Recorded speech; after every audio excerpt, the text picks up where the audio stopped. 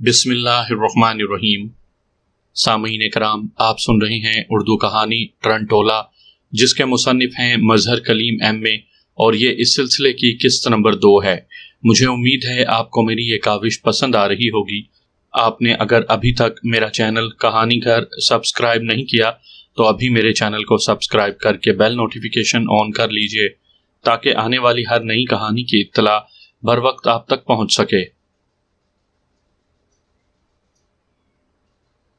قاسم نے اپنی لمبی سی نئی گاڑی ہوٹل کہکشاں کے کمپاؤنڈ میں روک دی اور پھر ہلکی ہلکی سیٹی بجاتا ہوا دروازہ کھول کر باہر نکلا۔ آج وہ موڈ میں تھا، کیونکہ حمید نے اس سے وعدہ کر رکھا تھا کہ وہ کہکشاں ہوٹل میں ایک تگڑی سی لڑکی کے ساتھ تعارف کروائے گا۔ سیٹی بجانے کے لیے اس کا چہرہ عجیب عجیب زاویے بنا رہا تھا۔ مین گیٹ پر کھڑے ہوئے دربان کے لیے اس کی بنتی بگڑتی شکل دیکھ کر ہنسی روکنا مشکل ہو گئی تھی۔ قاسم اس پر توجہ دیے بغیر ہوٹل میں داخل ہو گیا۔ اس عظیم الشان ہوٹل میں اس کی میز مستقل طور پر ریزرو رہتی تھی، اس لیے اس ہوٹل کے مستقل گاہک اور تمام عملہ اس سے اچھی طرح واقف تھے۔ وہ آہستہ آہستہ لڑکتا ہوا اپنی میز کی طرف بڑھ رہا تھا، اور پھر اپنی کرسی پر وہ یوں دھم سے بیٹھا جیسے میلوں چل کر آیا ہو۔ کرسی مضبوط تھی، اس لیے بچ گئی، ورنہ جس انداز اور جس وزن کے ساتھ قاسم اس پر بیٹھا تھا یقیناً ٹوٹ جاتی۔ قاسم کے میز پر بیٹھتے ہی ایک ویٹر اس کے پاس آ کر سینے پر ہاتھ باندھ کر کھڑا ہو گیا۔ کچھ کہنے کی اس میں ہمت ہی نہیں تھی، کیونکہ وہ قاسم کی طبیعت سے بخوبی واقف تھا کہ بات بات پر اس کی ذہنی رو بہک جاتی ہے۔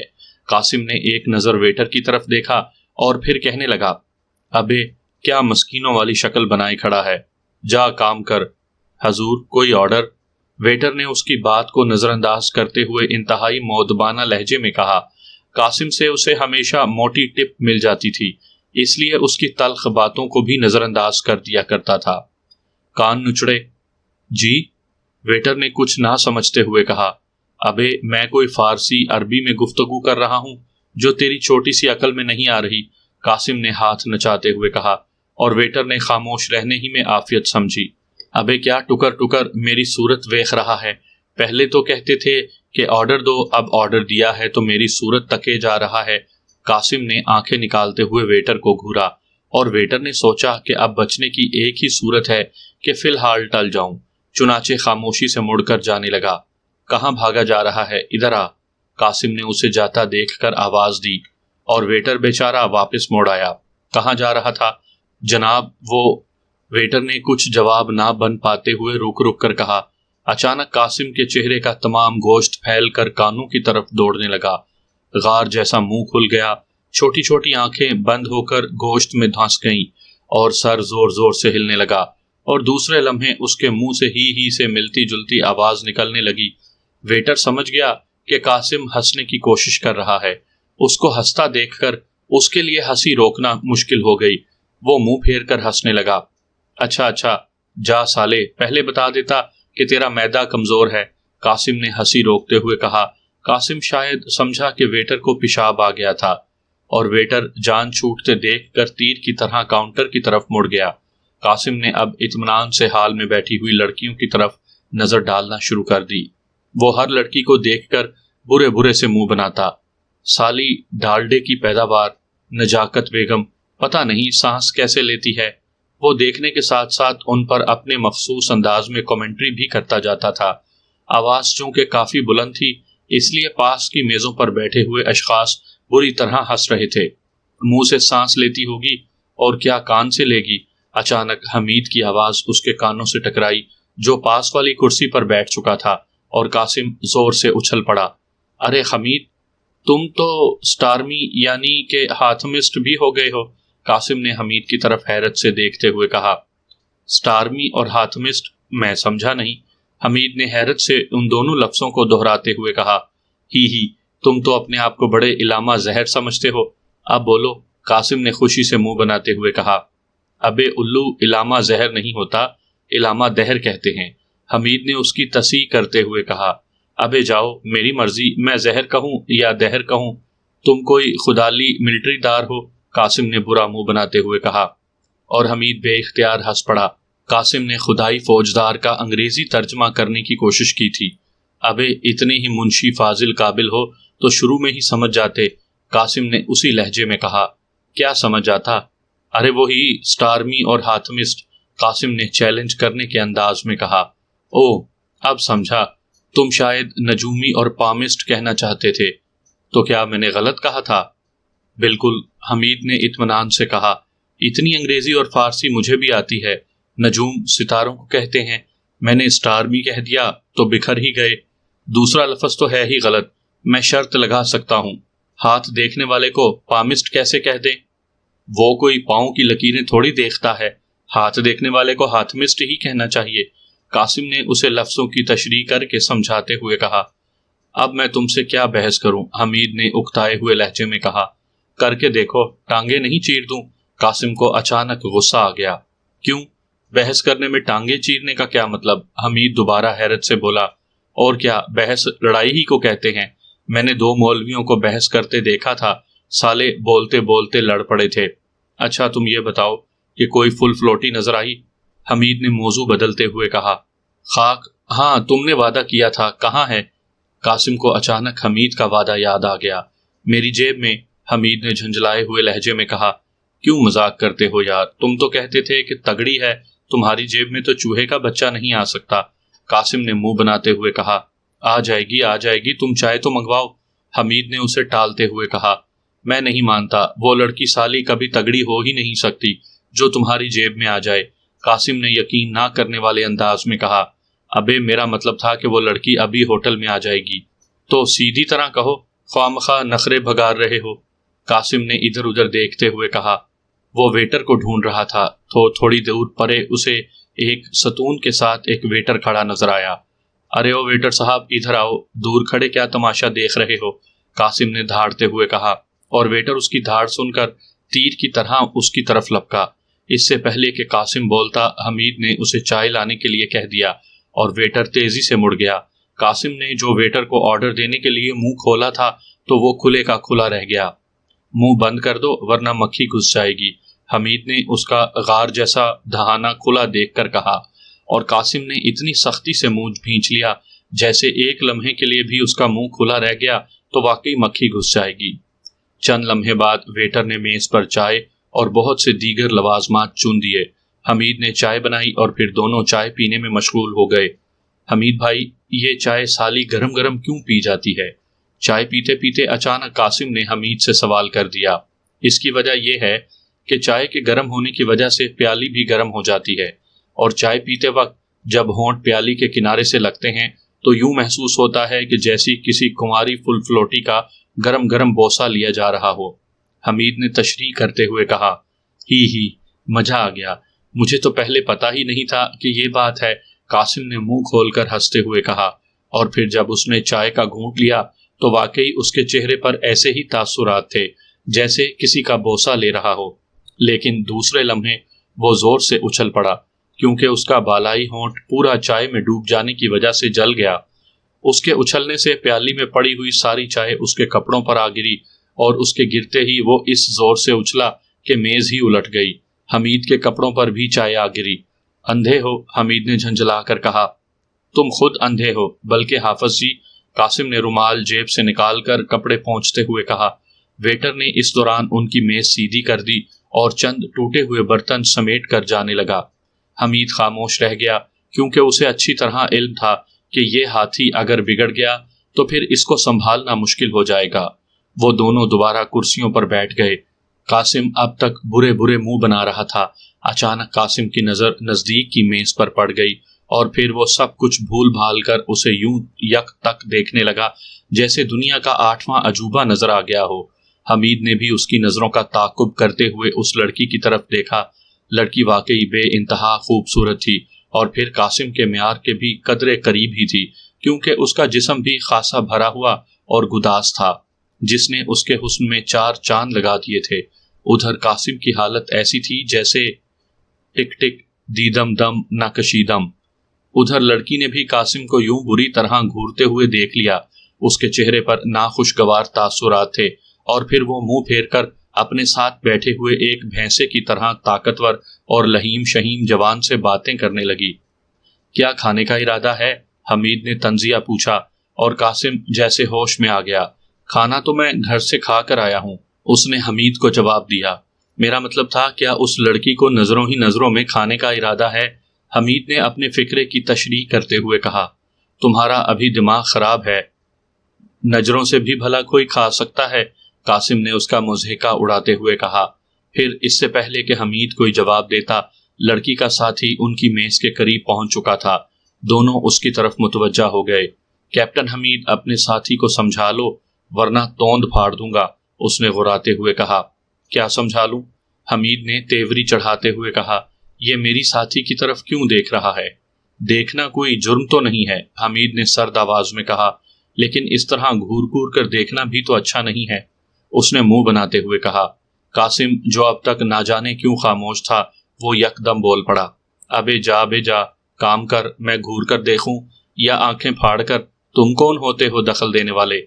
قاسم نے ہاتھ نچاتے ہوئے کہا، اور دوسرے لمحے اس نوجوان کا تھپڑ قاسم کے چہرے پر پڑا۔ تھپڑ کی زوردار آواز سے سارا ہوٹل گونج گیا۔ قاسم تو ہتھے سے اکھڑ گیا۔ اس نے لپک کر اس آدمی کی گردن پکڑی اور پھر اس کا سر زوردار آواز میں میز سے ٹکرا دیا۔ حمید بھی اچھل کر کھڑا ہو گیا۔ اس آدمی کی ناک سے خون بہنے لگا۔ اب بولو سالے مچھر کی اولاد۔ قاسم بھی کرسی سے اٹھ کھڑا ہوا۔ وہ نوجوان پھرتی سے اٹھنے لگا تھا کہ قاسم کا دوسرا ہاتھ اس کی کمر پر پڑا اور وہ میز کے اوپر گر گیا اور کلا بازی کھاتا ہوا دوسری طرف جا گرا۔ سارے حال میں شور مچ گیا۔ لڑکی بھی چیختی ہوئی قاسم کے پاس آ گئی۔ قاسم دونوں پہلوؤں پر ہاتھ رکھے یوں کھڑا تھا جیسے شکاری شیر مار کر اس کی لاش پر کھڑا ہو کر فوٹو کھنچواتے ہیں۔ لڑکی نے قاسم کی کمر پر مکے مارنے شروع کر دیے، لیکن ان مکوں سے قاسم کا کیا بگڑتا؟ دوسرے لمحے حمید کی جان ہوا ہو گئی، کیونکہ اس نوجوان نے فرش سے اٹھتے ہی ریوالور نکال لیا تھا۔ قاسم ہاتھ پیر کی لڑائی میں تو شیر تھا، لیکن ان ہتھیاروں سے ان کی جان جاتی تھی۔ حمید کی نظر بھی اس نوجوان کے ریوالور پر پڑ گئی۔ اس نے اس نوجوان پر چھلانگ لگا دی، لیکن اس سے پہلے کہ اس ریوالور سے شعلہ نکلتا اور پھر قاسم کی چیخ سے سارا حال گونج گیا، گولی اس کے بازو کا گوشت پھاڑتی ہوئی گزر گئی۔ دوسری گولی چلانے سے پہلے حمید اسے رگیدتا ہوا دور تک لے گیا تھا۔ گولی کی آواز اور قاسم کی چیخ نے سارے حال میں اور زیادہ افراتفری مچا دی، اور پھر اچانک حال میں گہرا اندھیرا چھا گیا۔ اس کے بعد تو کرسیاں ٹوٹنے اور شور میں ناقابل بیان اضافہ ہو گیا۔ مردوں اور عورتوں کی چیخیں بلند ہو رہی تھیں۔ کوئی 10 منٹ بعد دوبارہ روشنی آ گئی، اور اب پہچانا بھی نہیں جا رہا تھا کہ یہ وہی سجا سجایا حال ہے۔ ایسے معلوم ہوتا تھا جیسے کباڑی کی دکان ہو۔ ہر طرف ٹوٹا ہوا فرنیچر اور برتن بکھرے پڑے تھے۔ کئی عورتیں فرش پر بے ہوش پڑی ہوئی تھیں۔ بہت سارے لوگ دیواروں کے ساتھ چمٹے ہوئے کھڑے تھے۔ قاسم بھی وہیں فرش پر پڑا۔ اس کی آنکھیں حیرت اور خوف سے پھٹی ہوئی تھیں، اور اسے ابھی تک متواتر خون جاری تھا۔ اندھیرا ہوتے ہی حمید کے ہاتھوں سے وہ نوجوان مچھلی کی طرح پھسل گیا تھا۔ اب اس نوجوان کے ساتھ ساتھ وہ لڑکی بھی غائب تھی۔ مینیجر اور بیرے سارے حال میں بوکھلائے پھر رہے تھے۔ چند لمحوں بعد پولیس ہوٹل میں آ دھمکی۔ حسب معمول ہوٹل کے دروازے بند کر دیے گئے۔ حمید نے چند بیروں کی مدد سے قاسم کو فرش سے اٹھا کر کرسی پر بٹھایا، اور پھر جیب سے رومال نکال کر اس کے بازو پر کس کر باندھ دیا تاکہ خون بہنا بند ہو جائے۔ مینیجر سے تھوڑی سی گفتگو کے بعد پولیس انسپکٹر سیدھا حمید اور قاسم کی طرف آیا۔ حمید نے تفصیل سے اسے سارے حالات بتا دیے۔ انسپکٹر چونکہ اسے پہچانتا تھا، اس لیے اس نے خاموشی سے اس کا بیان قلم بند کر لیا۔ بجلی بند ہو جانے سے صاف ظاہر ہوتا تھا کہ یہ سب کچھ کسی سوچی سمجھی اسکیم کے تحت کیا گیا ہے۔ نہیں حمید صاحب، بجلی تو ان اوقات میں آس پاس کے تمام علاقے میں بجھ گئی تھی، انسپکٹر نے حمید کو بتلایا۔ اوہ، تو اس کا مطلب ہے کہ بجلی اتفاقیہ چلی گئی تھی، اور اس سے فائدہ اٹھا کر قاسم کو گولی مارنے والا نوجوان اور اس کی ساتھی لڑکی فرار ہونے میں کامیاب ہو گئے، حمید نے کہا۔ ہاں، یہی سوچا جا سکتا ہے، انسپکٹر نے اٹھتے ہوئے کہا، اور پھر ہال کے دروازے کھول دیے گئے۔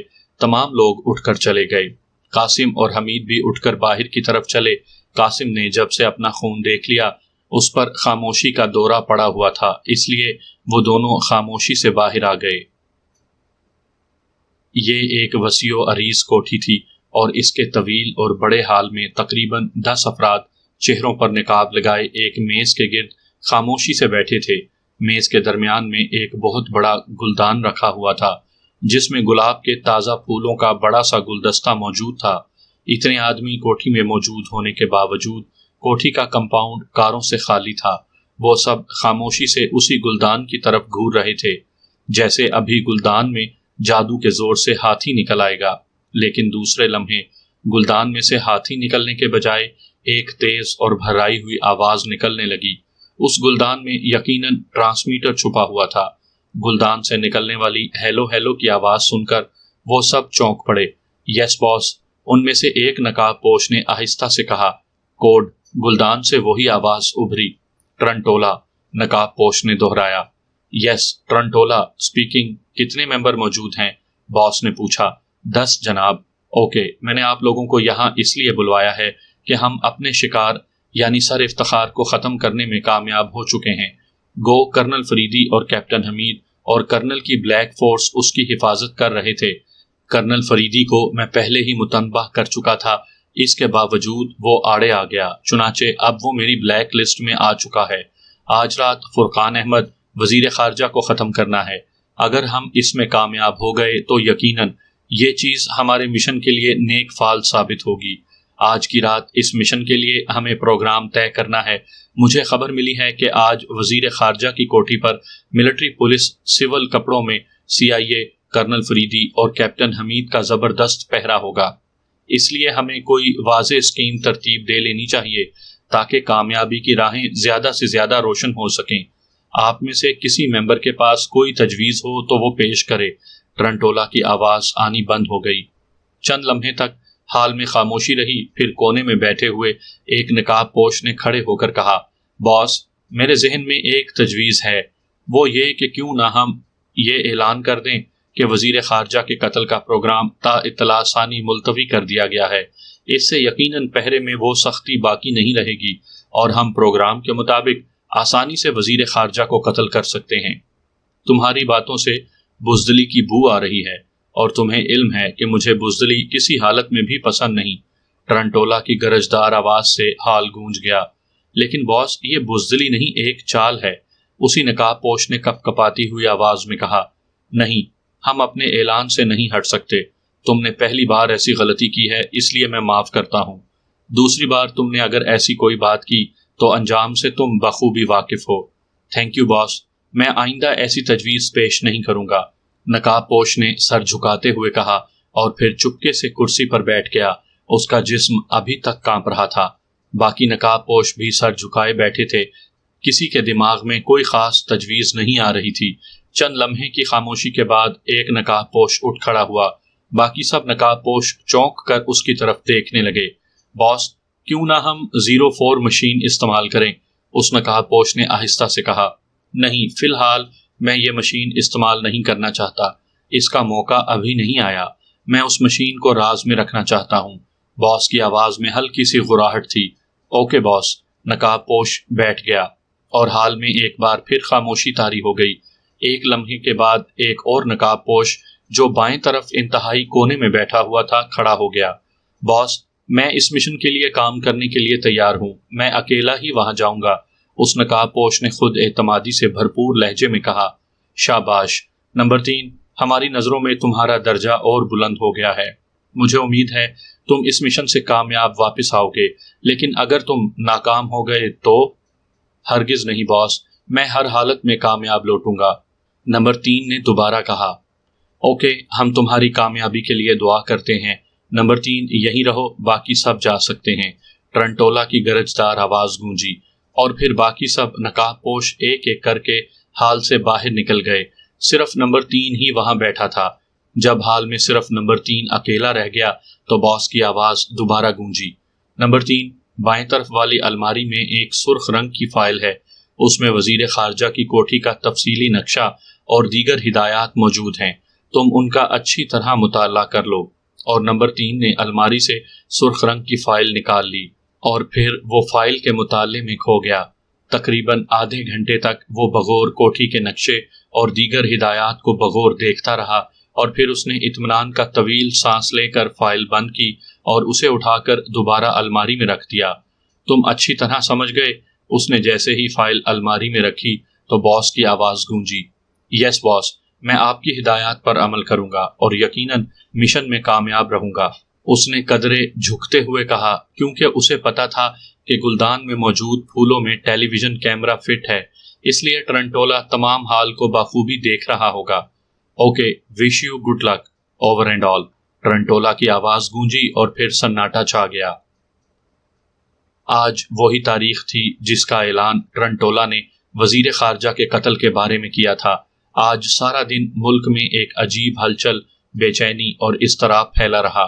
لوگ زندگی کے تمام موضوعات کو بھول کر اسی موضوع پر بحث کر رہے تھے۔ آج ہر گھر میں اسی کا چرچا تھا کہ کیا ٹرنٹولا اپنے مقصد میں کامیاب ہو جائے گا اور کیا ٹرنٹولا اس قتل کے لیے حق بجانب بھی ہے یا نہیں۔ لوگ مختلف اندازے لگا رہے تھے۔ ایک عجیب سے خوف آمیز اضطراب نے لوگوں کے ذہنوں پر قبضہ کیا ہوا تھا۔ عوام سے زیادہ بے چینی اور اضطراب حکومت کے آفیسروں میں پھیلا ہوا تھا۔ ہر افسر کا چہرہ ایک سوالیہ نشان بنا ہوا تھا۔ ذہنوں میں کھلبلی مچی ہوئی تھی، کیا ٹرنٹولا اپنے مقصد میں کامیاب ہو جائے گا؟ ٹرنٹولا کون ہے؟ کیا چاہتا ہے؟ میٹنگ پہ میٹنگ بلائی جا رہی تھی۔ ایک سپاہی سے لے کر صدر تک پریشان تھا۔ وزیر خارجہ فرقان احمد ظاہری طور پر مطمئن نظر آ رہے تھے، لیکن ان کے دل میں بھی خوف اور اضطراب نے ڈیرا جمایا ہوا تھا۔ ادھر فریدی آج سارا دن دفتر میں اپنی بلیک فورس کو فون کرنے میں مصروف تھا۔ اس کے علاوہ اسے مختلف اجلاس میں بھی شریک ہونا پڑا۔ صدر نے وزیر خارجہ کی کوٹھی پر حفاظت کے تمام انتظامات کرنل فریدی کو سونپ دیے تھے۔ ٹرنٹولا کے مقابلے میں انہیں کرنل فریدی ہی امید کی شعاع نظر آ رہا تھا، کیونکہ وہ جانتے تھے کہ فریدی نے بڑے بڑے مجرموں کی گردنیں مروڑ دی تھی، لیکن اس کے باوجود وہ ٹرنٹولا کی پہلی کامیابی سے ہراساں ہو گئے تھے۔ انہیں خوف تھا کہ کہیں ٹرنٹولا کامیاب نہ ہو جائے۔ چند آفیسروں نے وزیر خارجہ کو مشورہ دیا تھا کہ وہ خفیہ طور پر ملک سے باہر چلے جائیں، لیکن وزیر خارجہ نے اس کی مخالفت کی تھی، کیونکہ وہ جانتے تھے کہ اگر وہ ملک سے فرار ہو گئے تو ٹرنٹولا کا رعب اور اثر عوام پر بہت گہرا پڑے گا۔ انہیں کرنل فریدی کے انتظامات پر بھروسہ تھا۔ وہ جانتے تھے کہ ٹرنٹولا بھی آخر کوئی انسان ہی ہوگا، خدا تو نہیں۔ یہ ضروری نہیں کہ وہ کامیاب ہو جائے، اور اگر ایک بار وہ ناکام ہو گیا تو پھر ٹرنٹولا کا تمام اثر جو اس نے چیئرمین سر افتخار کو قتل کر کے لوگوں پر ڈالا تھا، ہمیشہ ہمیشہ کے لیے زائل ہو جائے گا۔ اس طرح یہ فتنہ یہیں دب جائے گا۔ کرنل فریدی نے کوٹھی کی حفاظت کے تمام ممکنہ انتظامات کر لیے تھے۔ وزیر خارجہ کی کوٹھی کے آس پاس کی تمام کوٹھیاں خالی کرا لی گئی تھیں، وہاں بھی ملٹری کا پہرا بٹھا دیا گیا تھا۔ کرنل فریدی نے ایک اور چال چلی تھی۔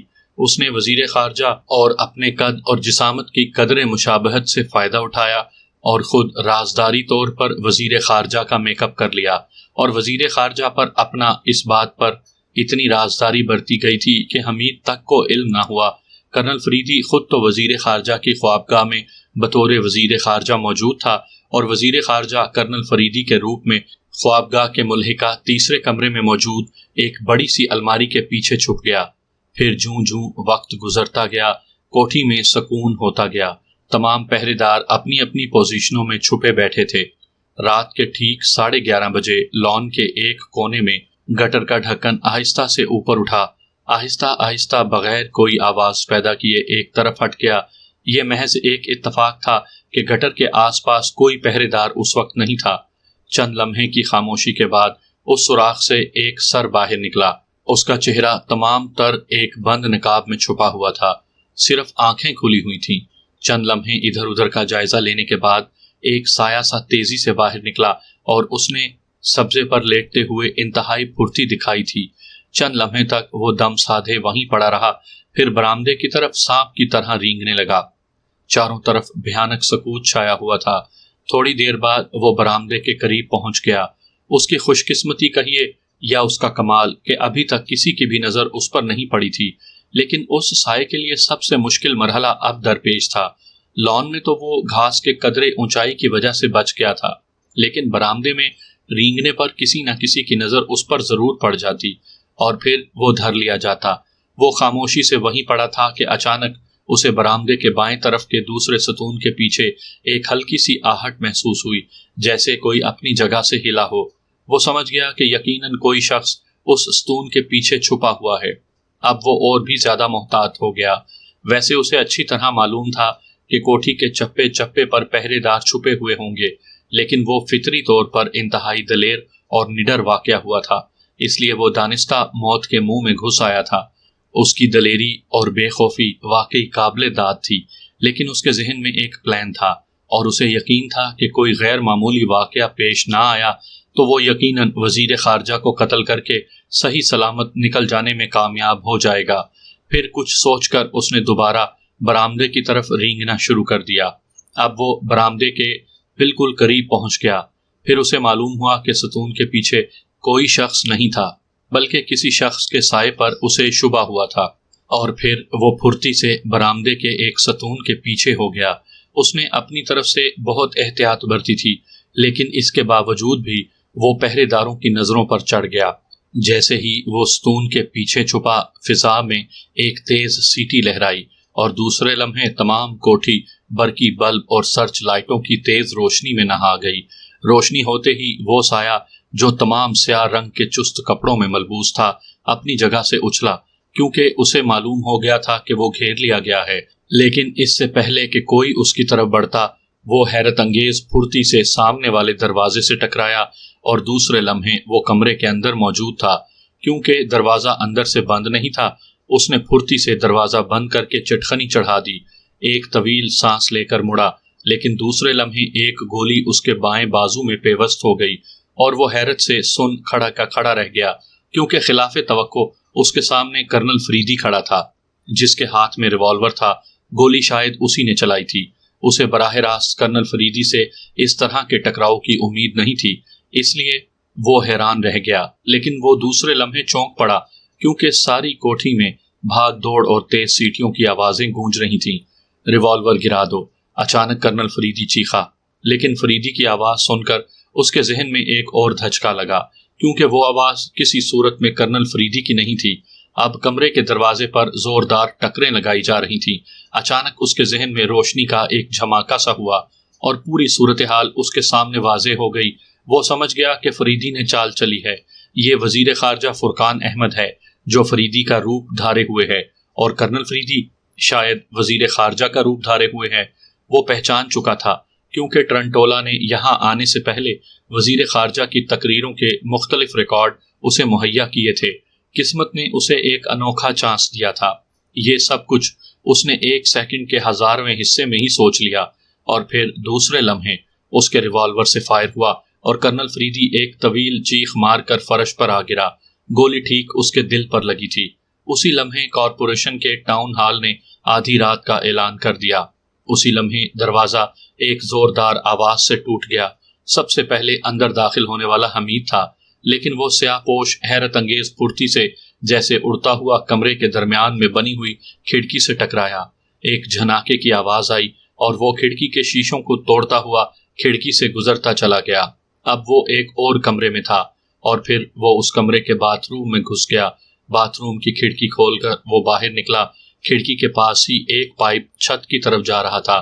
وہ تیزی سے اس پائپ کے ذریعے اوپر چڑھنے لگا، لیکن دوسرے لمحے مشین گن کی مخصوص آواز فضا میں گونجی، اور پھر مشین گن کا پورا برسٹ اس کے جسم پر لگا۔ اس نے ایک ہلکا سا جھٹکا کھایا، اور پھر ایک دھماکے سے وہ نیچے آن گرا۔ چند لمحے تڑپنے کے بعد اس سیاہ پوش نے دم توڑ دیا۔ جس وقت روشنی ہوئی، حمید برآمدے کے کونے میں چھپا ہوا تھا۔ اس نے روشنی ہوتے ہی ایک سائے کو اچھل کر سامنے والے کمرے میں داخل ہوتے دیکھا تھا۔